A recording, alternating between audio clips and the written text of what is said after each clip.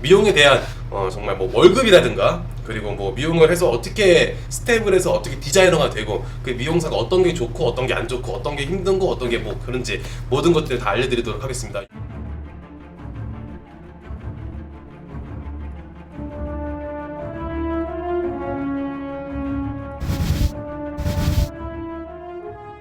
자, 우선 많은 사람들이 가장 많이 궁금해하는 게 뭐냐면은 미용사 월급. 아, 미용사 월급이요? 미용사가 되면 얼마가 버는지 네. 다들 궁금해요. 그죠, 여러분들? 저는 정확히 20살 때 이제 디자이너가 됐거든요. 근데 좀 디자이너가 되니까 청담동을 되게 가고 싶었어요. 맞아, 다들 서울 가고 싶어 하거든요. 네. 저는 거기 가면 억을 버는 줄 알았거든요. 그래서 이제 청담동에 가서 다시 인턴 생활을 또 해야 된다 해서 또 잠깐 거기에 생활을 배웠어요. 이제 제가 그때 당시에 월급이 디자이너 초급 디자이너 막 디자이너 됐을 때 월급이 150 정도가 됐고요. 그리고 좀 낮죠, 여러분들. 네. 그 이제 8년 전이죠. 지금 제가 28이니까 거기 청담동에 있으신 분들이 한 달 월급이 한 600에서 700 정도가 됐어요. 그죠. 가격대가 있으니까. 네. 거의 S급이죠, 거기 그쪽은요. 네, 그때가 이제 S급이 한 600에서 700 정도가 됐고요. 네. 지금 보통 평균 급여 있잖아요. 기본급이나 아니면 평균 급여가 있는데 200에서 300까지 이렇게 받는 경우가 많이 있습니다. 맞아요. 제가 이제 추가적으로 좀 말씀드리면은 저도 이제 미용을 고등학교 1학년 미용 고등학교에 이제 입학을 해서 미용을 이제 알게 됐는데 그 당시에 이제 미용 학교를 다니면서 미용 학교는 좀 일찍 끝나요. 다른 학교에 비해서. 그래서 학교 끝나고 저는 일을 했어요. 근데 그 당시에 고등학교 1학년 때 스텝으로 취업을 한 거 아니고 그냥 알바로 들어갔는데 거기에 있는 원장님께서 저희 시급을 얼마 줬냐면은 정확히 지금 10년 전이죠. 1,000원 줬어요. 이건 너무한 1,000원. 거 아니냐고. 말이 안 되는 가격인데 지금 들으면 그렇죠. 근데 그 당시에는 이런 말씀하셨어요. 내가 너희들을 쓰는 것만으로도 감사하게 생각을 해. 누가 알지도 못하는데 너희들을 써서 돈을 주겠냐 이런 말씀하셨었어요. 뭔 약간 열정페이가 아니라 에이전시 느낌 같아요. 약간 저는 너네들을 연예인처럼 케어를 해서 맞아. 키워줄 테니까. 키워줘서 너네들을 미용계의 기술을 알려주고 내가 그거를 스타처럼 손님을 받아줄 수 있게끔 만들어주겠다. 약간 연예인 소속사 같은 개념? 그러다 보니까 월급이 진짜 연습생 월급이라고 생각하면 되죠, 거의. 그죠. 그리고 또 이제 저희가 시간이 조금 흐르면 이제 1년에 한 번씩 이제 최저시급이 올라가잖아요. 근데 미용인들은 대부분 열정페이를 받고서 이제 노동 근무 시간도 거의 보통 많이 위반이 되죠. 그 당시에는 기본 너 몇 시간 했어? 저는 어떻게 했냐면요. 학교가 인문계였어요. 3시에 보충 수업을 안 하고 야자를 안 하고 3시에 끝나고 저희 집 앞에 인기 진짜 많은 미용실이 있었어요. 줄 서서 친구들이 자르는 미용실이. 그래서 저는 3시에 거기 미용실에 가서 8시 반까지 일을 무상으로 일하고 저녁만 먹고 이건 일을 했어요. 너무한 거 이게 현실이야 진짜. 그 당시 그랬었어요. 와 진짜 난 돈은 1,000원 받았다. 고등학교 졸업할 때쯤 제가 이제 부평으로 떠납니다. 미용실에 들어갔는데 이제 프랜차이즈 좀 큰 미용실에 들어갔어요. 대학을 가기 전에 이제 미용실에 들어가서 체험도 해보고 디자이너가 돼야겠다 이랬는데 그러다 보니까 이제 정식적으로 이제 프랜차이즈 교육 거기에 가서 레벨 테스트를 받습니다. 한 2년 6개월 정도 제가 무급으로 일하고 부평에 가서 돈을 벌어야 되잖아요. 미용하니까. 그래도 그 당시에 월급이 이제 70만 원 딱 받았어요. 제가 고3 때니까 고3이면 그러면 우리 거의 한 8년 아닌가? 그렇죠. 8년 정확히 8년 전에 여러분들 70만 원. 네, 몇 70만 시간 근무했어요? 그때는 10시간 주 6일 근무했어요. 사람들이 많이 물어봐요. 아니 그럼 노동법에 걸리지 않나 하시는데 그때는 이 노동법이라는 게 정확하게 없었고요. 그냥 그 순차적으로 올라온 거죠. 아 나도 이렇게 했으니까 너도 이렇게 해. 그게 약간 보상 심리랑 약간 피해 의식이 좀 있어갖고 진짜. 내가 이렇게 했으니까 너희들도 그렇게 배워야 돼. 맞아. 그리고 또 있어 플러스로 기술을 알려주는데 돈을 왜 줘야 돼? 라는 그때 의식이 좀 강했었어요. 요즘에 네. 미용 현실에 대해서 네. 조금 불만 아닌 불만이 좀 많잖아요. 나도 그쵸. 많거든요. 아, 그 굉장하죠. 불만에 대해서 네. 조금 말씀해 주세요. 그 아무래도 미용실에 많이 차려야 그렇지. 미용실에 차려야 내가 무조건 돈을 버는 줄 알고 있어요. 저는 첫 번째가 이게 제일 마음이 아파요. 미용실을 꼭 차려야 돈을 돈을 벌어. 버는 줄 네. 알고 직원으로 있으면 만족을 못하고 오너들이 굉장히 많이 버는 줄 알아요. 아직도. 그러다 보니까 미용실을 저 과장님 미용실 오픈할래 이런 얘기들이 굉장히 많이 해요.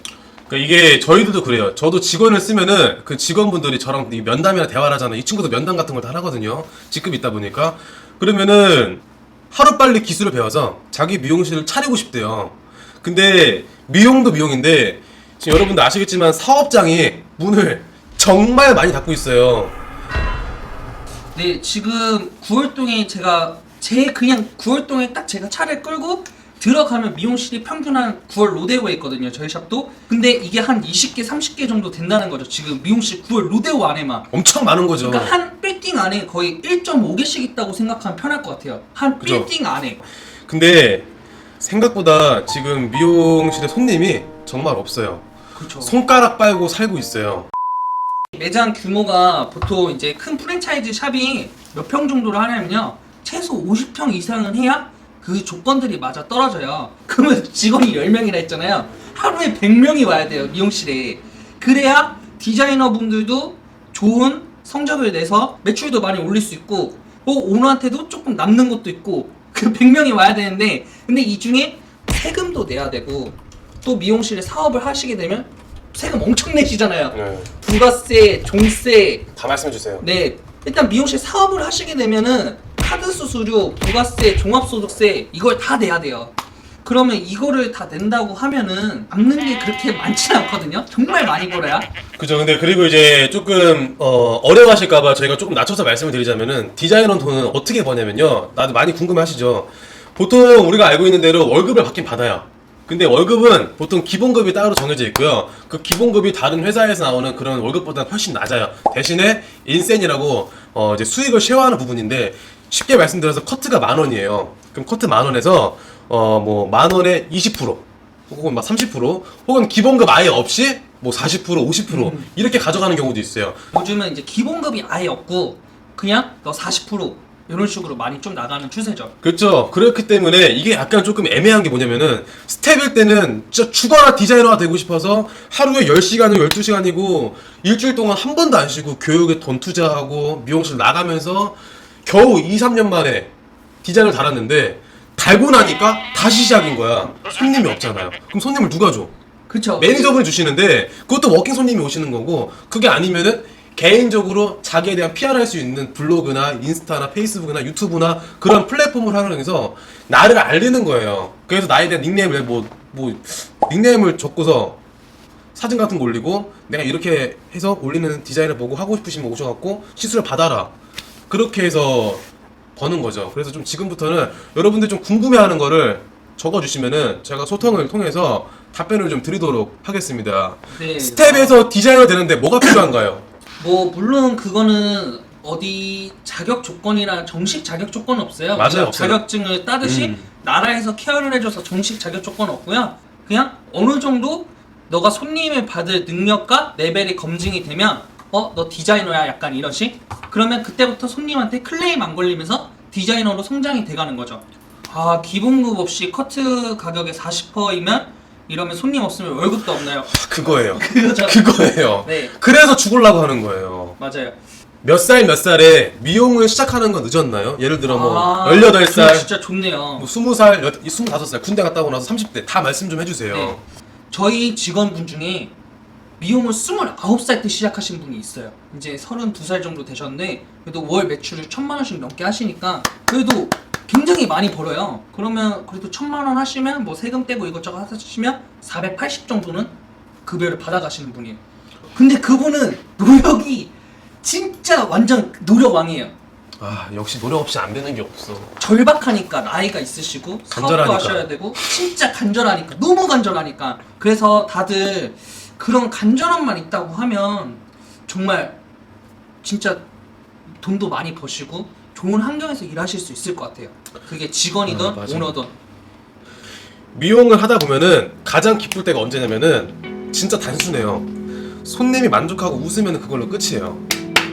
진짜로. 예술을 한다고 생각을 해요. 머리 하는 거는 신체의 가장 꼭대기에 있는 거를 만지잖아요. 그러면은 그 느낌은 그 어떻게 말로 형용할 수가 없어요.